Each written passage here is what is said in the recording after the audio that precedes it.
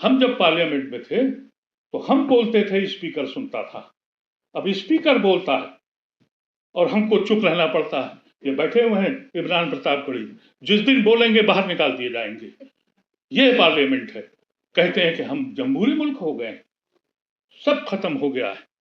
उम्मीद सिर्फ आप लोगों से है, आप हजरात से जो सोशल मीडिया पे काम कर रहे हैं। सिर्फ आपको सिर्फ हमसे या अपनी आवाज पहुंचाने की जरूरत नहीं है, लेकिन आपसे बड़े भी लोग हैं जो इस तरह का जहर बोल रहे हैं, इंसान को इंसान से लड़ा रहे हैं, झूठी खबरें छापते हैं और इस तरीके से निकालते हैं कि उनके जहनों में कुछ और रह नहीं गया है। मुझसे बहुत लोग कहते हैं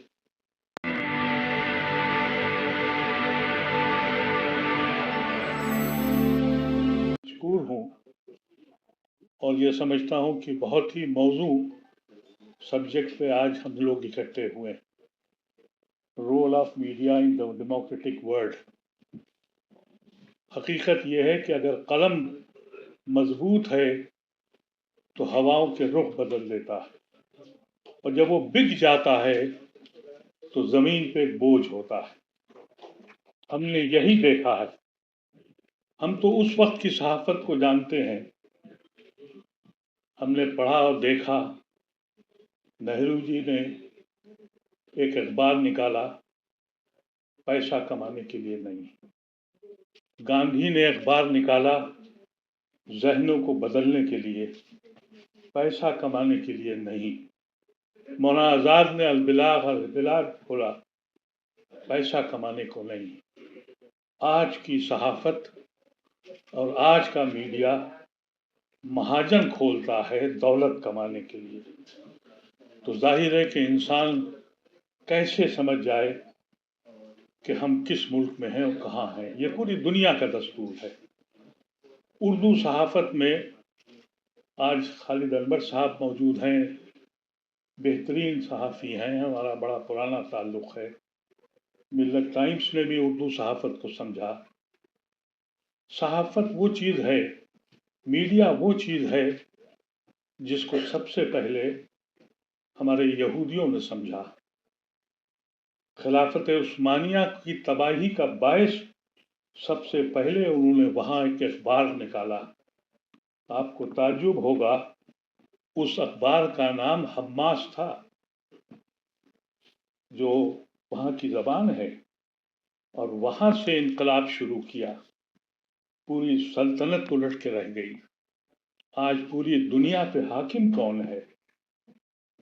यहूदी सहाफत, मीडिया के दुनिया के जो सबसे बड़े जो ग्रुप हैं वो सब यहूदियों के पास है।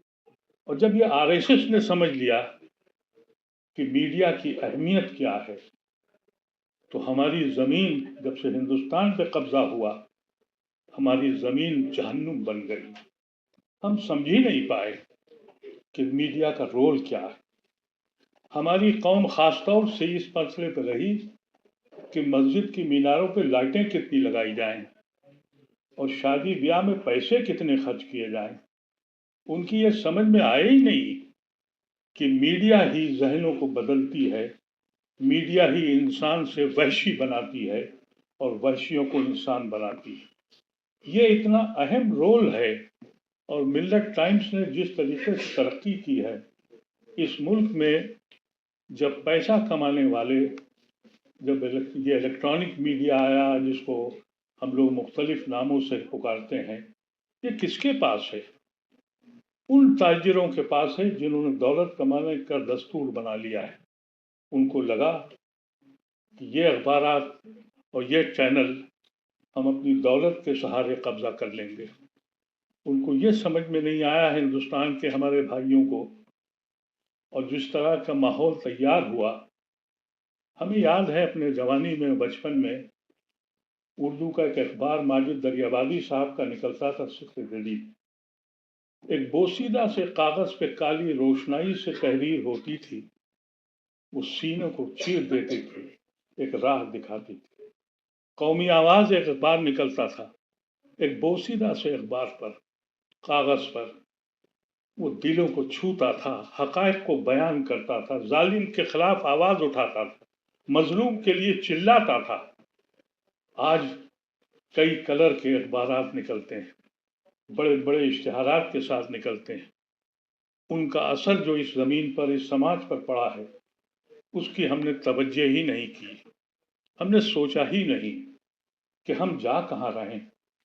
और जिस मुल्क में मीडिया कम्युनल हो जाए, एक तरफा हो जाए, जालिमों के खिलाफ आवाज उठाने की हिम्मत न हो, कलम गरजने लगे, उस समाज का होना क्या है सलामत हैं। अभी बहुत से लोग हैं, हमारी ये बहन बैठी हुई हैं, आप सब लोग जो यहाँ मौजूद हैं, यकीनी दौर में आपके सीने में दर्द उठता है जब भी आप यहाँ आए। और ये आखिरी लड़ाई है। और ये कहना कि हम बहुत अच्छे हैं, मैं बिल्कुल मौलाना अमीर जमात की बात से मुत्तफिक हूँ। कम से कम मैंने तो अपनी जिंदगी में तसव्वुर भी नहीं किया था कि यहाँ सच कहने वाले लोग खामोश हो जाएंगे, चुपकी लग जाएगी उनको दिखाई नहीं पड़ेगा, मजलूमों के आंसू नहीं दिखाई पड़ेंगे, उनके सीने में दर्द नहीं उठेगा। जब इंसान लंच होगा, उसके घर में जाके यह कहा जाएगा कि तुमने खाया क्या है, अखबार छापने को तैयार नहीं। हकीकत यह है कि जो अभी बयान किया गया, वो फिल्म एक्टर जिसके ऊपर अटैक हुआ है, वो हेट क्राइम है, कहने की हिम्मत नहीं है किसी में। मैं समझता हूं इस वक्त एक जो सोशल मीडिया पे जो काम हो रहा है, आप लोग काम कर रहे हैं इसलिए नहीं, इसकी दूसरी तरफ एक आंधी वो लोग भी कर रहे हैं। मैं कल लखनऊ से आया, मेरे जहाज में बगल में एक मेरी उम्र के आसपास के एक साहब बैठे थे। उनको कहीं से पता लगा कि शायद मैं कभी सियासी रहा हूं, तो उन्होंने बैठते के साथ ही राहुल गांधी, इंदिरा गांधी और सोनिया गांधी और जितने हैं सबको बुरा भला कहना किया। मैंने कहा ठीक है, आप जो कहें। फिर मैंने उनसे कहा कि कम से कम हमारे पास तो आइए, हमसे पूछिए, तो हमसे इंटरेक्शन तो करिए। हमको तो आप मकान नहीं देते, हमें घर नहीं बुलाते, हमने क्या गलतियां की हैं। तो उन्होंने कहा कि साहब ऐसा है कि हम लोग मुसलमानों को देते तो हैं। गाजियाबाद में आपको एक मैं किस्सा बताता हूँ। मैंने कहा बताइए। कहते साहब हमारे एक दोस्त ने एक मुसलमान औरत को अपना मुलाजिम रखा था और वो खाना पकाती थी, और कहने के जब वो आटा गूंथती थी तो उसमें अपना पेशाब डालती। मैंने कहा खुदा का खौफ, डरिए। कहा नहीं साहब, मीडिया में है, देखिए आप, ये तसव्वुर कीजिए आप। फिर उन्होंने कहा कि साहब वो संभल में एमपी ने ऐसी खतरनाक तकरीर करी। मैंने कहा भाई, वहां जो फसाद हुआ वो एमपी तो मेरे साथ बेंगलोर में था पर्सनल लॉ बोर्ड की मीटिंग में, और मैंने उसे वापस भेजा, अपनी गाड़ी का इंतजाम किया कि एयरपोर्ट जाओ, वहां दंगा हो गया है। कहने लगे नहीं नहीं साहब, आपको पता नहीं है, एक रात पहले उसने। मैंने कहा फिर आपने ये भी देखा होगा कि वहां एक जुलूस गया, दूसरे दिन उसने गालियां बकी, वहां हंगामा क्या था। ऐसा कभी नहीं हुआ। उस मीडिया से आपको लड़ना है जो बैठे बैठे बनाते हैं। और ये सोशल मीडिया, उसने एक ऐसा जहन तैयार किया है कि वो गुनाह हो गया है। अब मैं इस उम्र में, अपनी आखिरी उम्र में, मुझे जब ये साबित करना पड़ता है कि मैं देशद्रोही नहीं हूं, देशभक्त हूं, तो मरने की तमन्ना पैदा होती है। उस मुल्क में जिसने हमने पूरी दुनिया को ठुकराया, मेरे बुजुर्गों ने अपने खानदान को बांट दिया, उससे पूछा जाता है कि तुम हो हिंदुस्तानी, तुम हो देशभक्त। और ये सिर्फ और सिर्फ रोल जो सोशल मीडिया का है, आप चंद लोग हैं जो लड़ रहे हैं। मैं देख रहा हूं इसमें बहुत से ऐसे लोग हैं जो आज भी लड़ रहे हैं, उन पे भी मुकदमे हैं। मैं भी 2 FIR झेल चुका हूं, 153 की। लेकिन जब एक इंसान तैयार हो जाए, और सहाफत वो है जैसा अभी कहा गया कि हमास में और फिलिस्तीन में जो इस वक्त जो सहाफ़ी काम कर रहे हैं, वो निशानी है सहाफत की, वो निशानी है उन लोगों की जो दुनिया में आज के दौर में दिखाई नहीं पड़ती। और वही ज़बान हमको इस मुल्क में लानी पड़ेगी।